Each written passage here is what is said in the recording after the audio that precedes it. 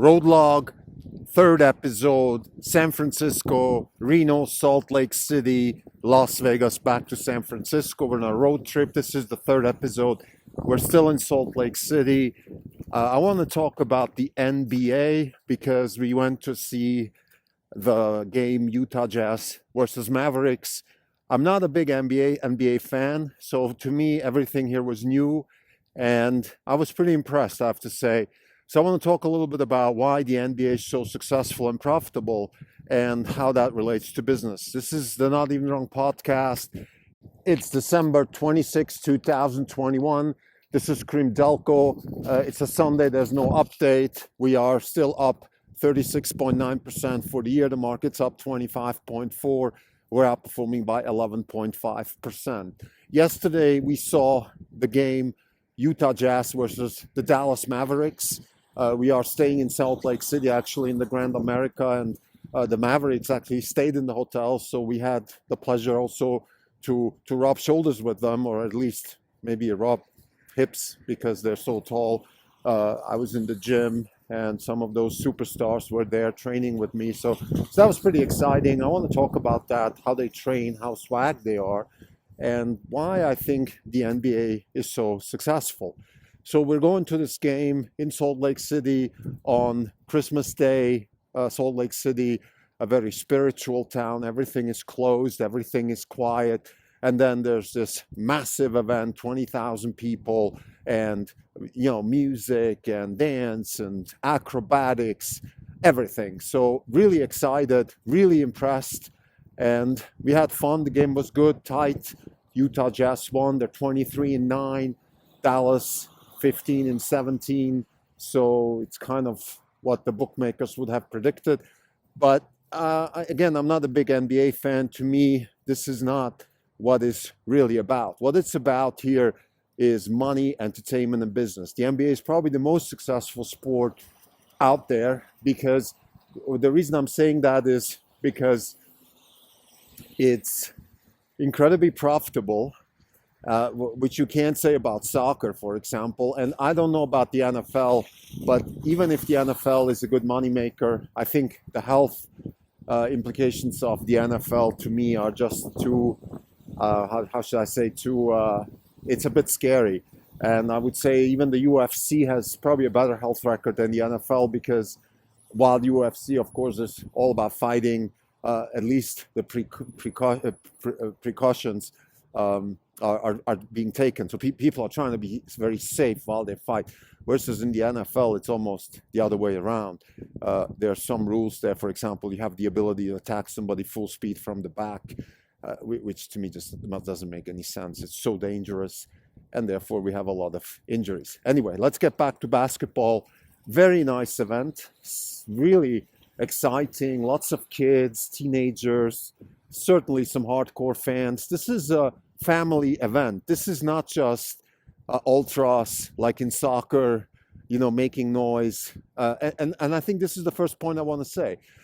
I think one of the problems with soccer, particularly in the United States, but also in Europe, is that it has been taken over by what's called the ultras. So you have to be an extreme person with tattoos and scarves and drums and make noise and almost look threatening to be a soccer fan. And I think that's just appalling to families, to kids, to teenagers, and even younger kids. And if you can't bring the younger kids into the stadiums, well, how are you going to bring them in the stadiums when they're older, and how are you going to make them bring their kids in the stadium? So this is a tradition that I think basketball has been able to foster. Now, I think the main event, though, or the main takeaway from this event to me was the entertainment factor. It's just entertaining. These people play, their swag, their movements. It's not just about the basket. That's nice, the three-pointers and all that.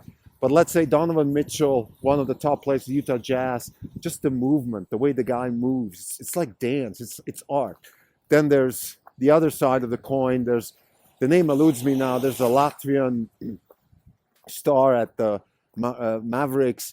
He's just very tall and very good, no question. But I would say maybe less swag, if I may use the word. Doesn't matter. It's a mix of things. It's really it's exciting. I think that's also part of the game, which is the different skills, the different types of the different types of uh, characters that you see on the field. Donovan Mitchell, 6'1". Then we have this Latvian guy, I think 7 foot or close to seven. Just different types, different sizes. You have that in other sports too, of course, particularly in soccer. But still, I think this is part of the exciting thing. Again, the entertainment factor. These people are entertainers. So I want to just mention a little anecdote when I was training in my gym in the hotel. And like I said, the Dallas Mavericks actually stayed in my hotel. So they all came and trained today, which is the day after the game. And it's just, again, it's so swag. They played hip hop, they danced, they sung, they trained. It just makes you want to play basketball. That's how cool the whole thing is. And at my age, I'm certainly not chasing for the next cool thing or anything like that. So this is addictive. And I think that's part of what is so appealing about this business. I checked, let's say the Utah Jazz, the revenues are about 230 million last year, and this is a COVID year. I would think this year we're looking at more like 250, 280, something along those lines, with an operating margin of roughly 20%. Why? Well, you have few stars. This is more like a rock on. This is more like Metallica or something like that, because you have only a few players. Actually, the top guys really are all in the, let's say the top guys at any club, or excuse me, any team in the NBA. We're looking at 20 to 40 million per year in terms of salary, but which sounds crazy. The good thing is, though, there's only a few of them. You don't need 20.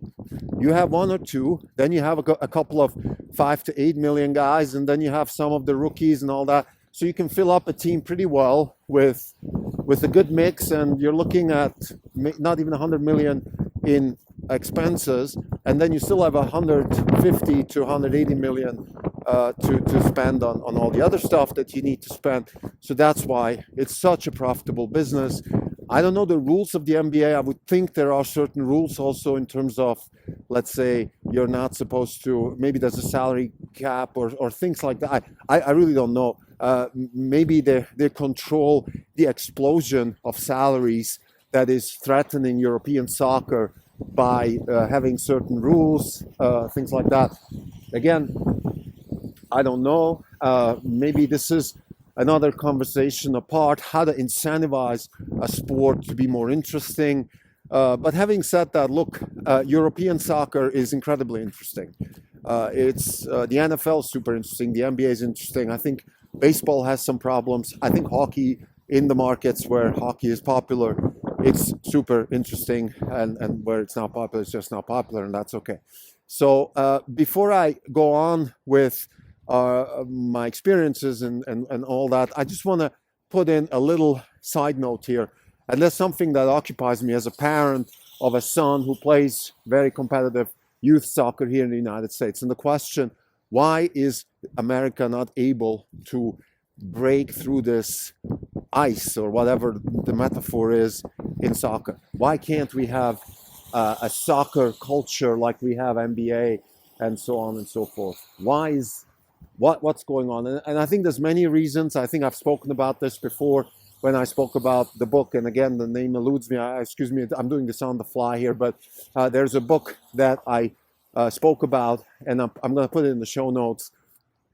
A gentleman who wrote a book about American soccer, and his thesis was American soccer has to be more American. And I am 100% with him. Look at basketball. Basketball is super duper American.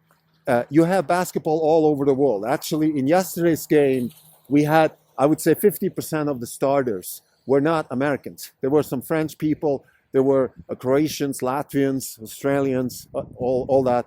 I think there was a Filipino, maybe born in the US, but still half Filipino, things like that. So there's all over the place, but they all come here. Why?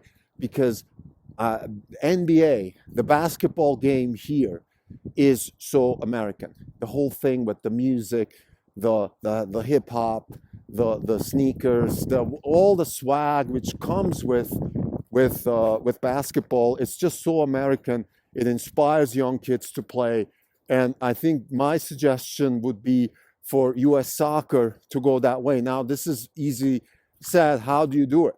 Because what is U.S. soccer doing right now? U.S. soccer, in my view, is completely colonized by Europe and Latin America, which again is just trying to emulate European soccer in their way.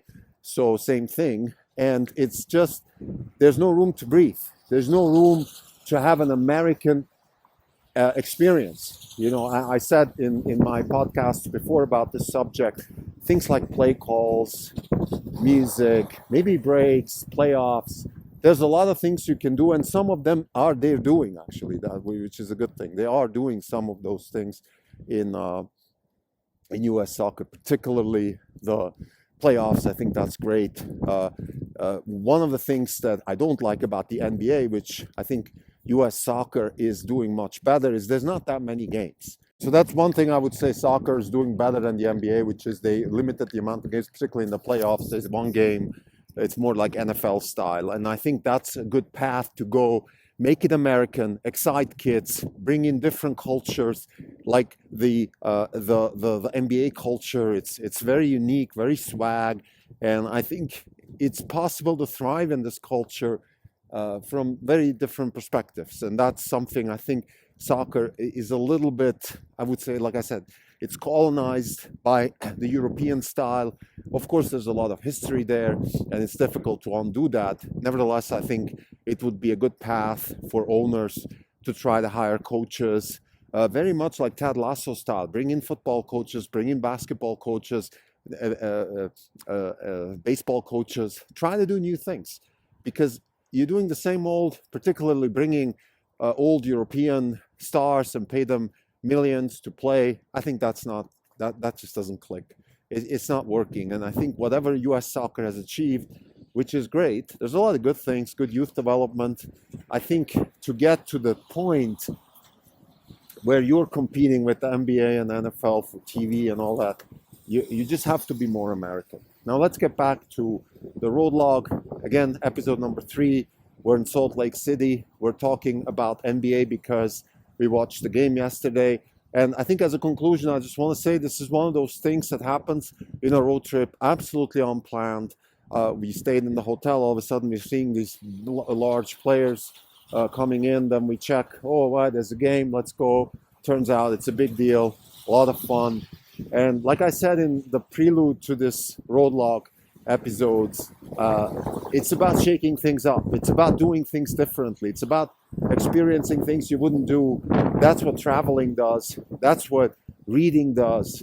And I think as a hedge fund manager, you want to be in a position where you challenge yourself and your status quo all the time to rewire, to get new perspectives.